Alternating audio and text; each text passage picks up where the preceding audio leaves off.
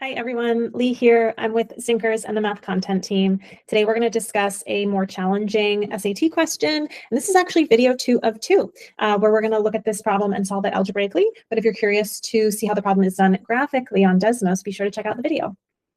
So this problem says in a given equation, S and R are constants and S is greater than 0.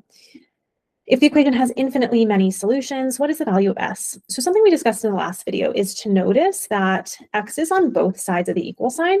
And if there's infinitely many solutions, what that actually needs to, what we need to start thinking about is that this is actually representing two different graphs. One is y equals the left side of the equation, and the other is y equals the right side of the equation. And if there are infinitely many solutions, that's when these two graphs coincide, where one lies on top of the other.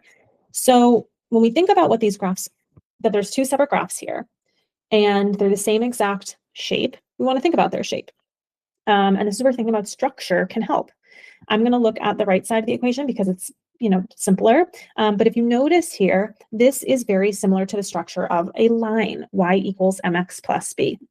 So we know m is the slope, b is the y-intercept. I'm going to use a different color.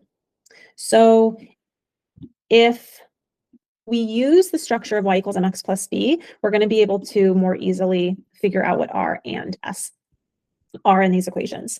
So I'm going to start by trying to convert these equations into this form. And I'm going to start here by distributing r, and we have y equals rx minus r times 8. And if we're using structure, that's going to allow us to identify that r is representing the slope of the line, and negative r times 8, that's representing the y-intercept of this line. If we can identify that on the other equation, then we're going to be able to use structure and match them up. What I mean by that, we're going to now simplify the left side of the equation and turn this here into this form. So let's simplify the 12x plus 28 over 4. 12 over 4, we've got 3x plus 28 over 4 is 7 minus, this is an s, over 13. So again, if we use structure here, we can notice that the number in front of x, that's our slope. Whoops, I want to use the highlighter. So 3 is our slope, and the 7 minus s over 13, that's our y-intercept. So what we can actually do here, we're going to use structure to match these up. Notice 3x is in the same location as r times x. So that means that 3x has to be equal to r times x. If it truly is, there's infinitely many solutions that make this statement true. So if that's the case, then r has to be equal to 3. Nice work. The question is asking us what is s. So we're going to have to take this value of r and use it to help us continue to solve.